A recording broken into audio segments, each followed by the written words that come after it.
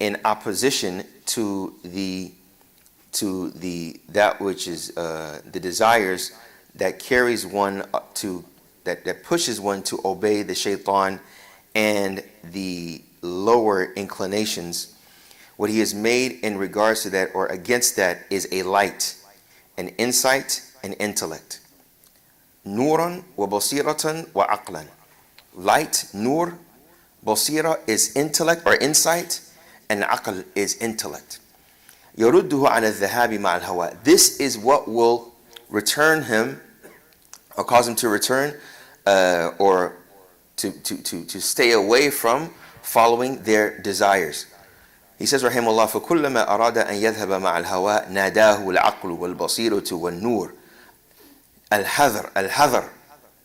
So he's very getting very interesting here. He says, so anytime that his desires will call him, his intellect, insight, and the light will tell him, beware, beware.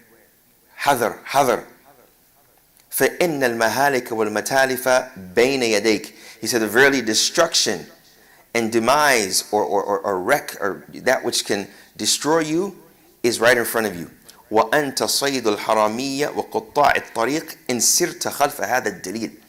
He said, and you will be of those that are the prey. You will serve as the prey of the robber or the prey of the one that is an unjust person or the robber or the highway robbers, as he says, قطاع الطريق إن سرت خلف هذا الدليل. If you were to follow them, you would be a victim. You would be someone that is collateral damage, right? If you follow that desire. So when we stop here and we think, okay, when we have two choices to do what we know is right or what we know is wrong, or what we know is optimal and that which is suboptimal, or that we know which is more of following our desires and that which we know if we were to fight that desire it would be better for us, it is our intellect, the insight that we have, and the nur. The nur could be here, what we know from the truth, the Quran, what we know the message from the Quran. It is calling us, it's telling us, beware, beware of that. For verily you will be abused and used by shaitan if you were to follow that. And then he says, Rahimullah, فَهُوْ يُطِيعُ النَّاصِحُ مَرَّةً فَيُبَيِّنْ لَهُ رُشْدَهُ وَنُصْحَهُ وَيَمْشِي خَلْفَ دَلِيلِ الْهَوَى مَرَّةً. He says, and he brings the reality here, and he says, so sometimes he obeys the advisor that is calling him to good and makes clear from the correct path and guidance. And sometimes he walks behind the dalil or the one that is calling him to the desires at times. فَيُقْطَعُ عَلَيْهِ الطَّرِيقِ. So it cuts the pathway, it severs the pathway. وَيُؤْخَذُ مَالَهُ. And his money is taken. So he's comparing or he's likening the shaitan or the desires that call you to evil to a highway robber. That's what he's comparing it to. So he's saying, he says, so they stop him in his pathway or cut the pathway, take his money, وَتُسْلَبُ ثِيَابُهُ, and they take his clothes, فَيَقُولُ تُرَى مِنْ أَيْنَ أَتَيْتَ. It is seen from where you, مِنْ أَيْنَ أُوتِيتَ, what you have been given, from where you have come from. And he says, وَالْعُجْبُ أَنَّهُ يَعْلَمُ مِنْ أَيْنَ أُوتِيَ. And what is amazing is that he knows. وَيَعْرِفُ الطَّرِيقَ الَّتِي قُطِعَتْ عَلَيْهِ وَأُخِذَ فِيهَا. And he knows, he's basically saying here, this individual knows what is going on and they understand the situation. وَيَأْبَى إِلَّا سُلُوكَهَا لِأَنَّ دَلِيلَهَا قَدْ تَمَكَّنَ مِنْهُ وَتَحَكَّمَ فِيهِ وَقَوِيَ عَلَيْهِ وَلَوْ أَضْعَفَهُ بِالْمُخَالَفَةِ. So here he's talking about, so the one that is trying to call him against his evil, call him to evil, and kidnap him from guidance, he's just giving more examples that he knows where this is coming from, whether the individual that is being affected knows that it is the shaitan, or the shaitan knows the tariq that he would be, knows where he is leading him to. So he says here, وَلَوْ أَضْعَفَهُ بِالْمُخَالَفَةِ لَهُ وَزَجْرِهِ إِذَا دَعَاهُ وَبِمُحَارَبَتِهِ إِذَا أَرَادَ أَخْذَهُ لَمْ يَتَمَكَّنْ مِنْهُ. So he's basically saying here, وَلَوْ أَضْعَفَهُ بِالْمُخَالَفَةِ. And if he was to make him, the highway robber, weak, بِالْمُخَالَفَةِ, by differing from him and by admonishing him, when he calls him. So when that desire comes to you, that highway robber comes to you, you differ from him. You fight yourself. That's the jihad in nafs. That's what he's talking about. When you see that highway robber coming, you know who it is. You know what's coming for you, but you fight him. And he says, "Muharabatuhu," from harb is war. إِذَا أَرَادَ أَخْذَهُ, if he wants to take him. لَمْ يَتَمَكَّنْ مِنْهُ. He said, shaitan will never have a grasp on this individual. So what Ibn Qayyim here is saying here is that this inner battle that takes place, that Allah has given you the weapons from intellect, insight, and the light. If you use it, when the highway robber comes, they will not be able to steal from you and take from you. Now, and then he says, Rahimullah, وَلَكِنْ هُوَ مَكَّنَهُ مِن نَفْسِهِ وَهُوَ أَعْطَاهُ يَدَهُ. He said, but rather, this one was able to grasp him, and he gave him his hand. فَهُوَ بِمَنْزِلَةِ الرَّجُلِ يَضَعُ يَدَهُ فِي يَدِ عَدُوِّهِ. He said, this is a situation, this is comparable to a man that puts his hands in the hands of his enemy. And then he says, Rahimullah, فَيَأْسَرَهُ ثُمَّ يَسُومُهُ سُوءَ الْعَذَابِ. So he takes him as a captive, and then he does evil to him and punishes him in an evil way. فَهُوَ يَسْتَغِيثُ فَلَا يُغَاثُ. For this one is seeking help and aun and ghawth, severe help, and he is not given that. فَهَكَذَا الْعَبْدُ يَسْتَأْسِرَ لِلشَّيْطَانِ وَالْهَوَى وَلِنَفْسِهِ الْأَمَّارَةِ. He said this is the situation of the abd, that the slave يَسْتَأْسِرُهُ لِلشَّيْطَانِ. So the shaitan and the hawa and the nafs al-ammara will try to take him. They will try to enslave him. They will try to take him. So he says the shaitan, the hawa, and the nafs ammaratun bisu. So these three things. So we have the shaitan, and then we have our desires. And then we have the soul that is calling you to do evil. You'll find a couple of scholars will make this distinction, and some of them will say this is from the unseen. What's the difference from the evil soul and the difference from shaitan? What does Satan speak to when they say waswas? Is it to my soul, or is it my desires? So we know that desires is a raw material that we may have within ourselves, and we have to fight that initial desire. But then where does the nafs come in, the soul? One would say, okay, the desires is part of the soul. In any case, many scholars mention this is from the unseen, and it is not for us to distinguish. We know that they are present within us, and that there is shaitan that tries to call us to it. And then he ends it by saying, ثُمَّ يَطْلُبُ الْخَلَاصِ فَيَعْجِزُ عَنْهُ. He said then he will try to seek an end to this, and he is not able to. So what Ibn Qayyim is saying here, he's talking about the weapons for the inner war.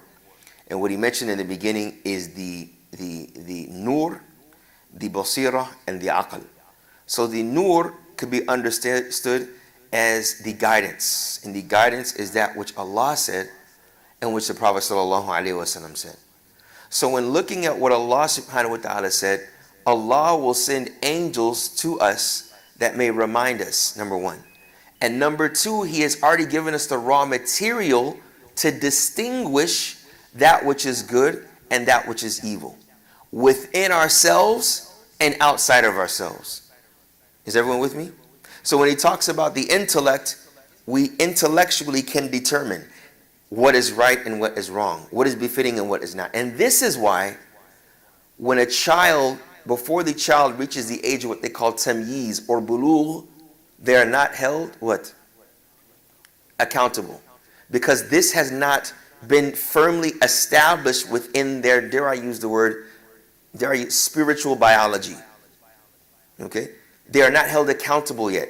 And this is the wisdom behind puberty and bulugh. Bulugh means linguistically to reach.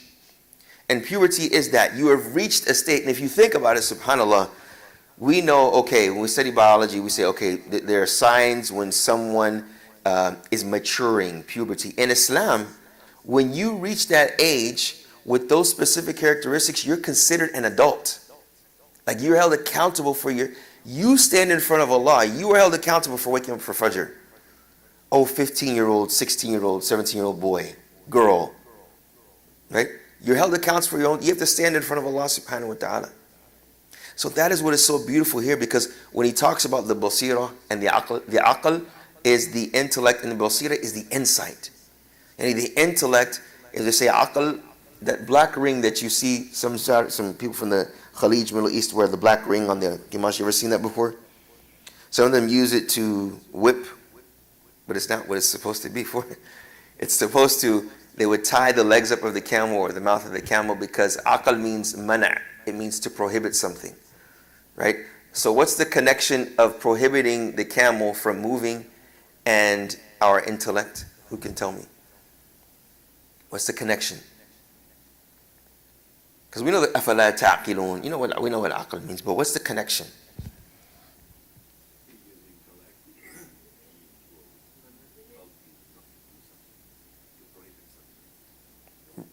Yes. Did someone say something from over here?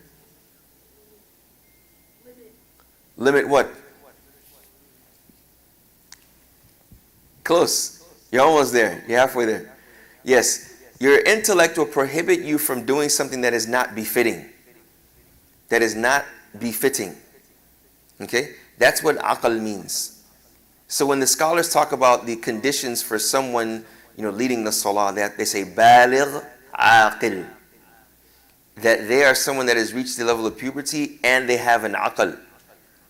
They have an element of intellect. When we say intellect, we're not talking about academically intellectual. We're talking about the individual that is able to distinguish between that which is befitting and not befitting. Dare we say right and wrong. It has matured to that degree.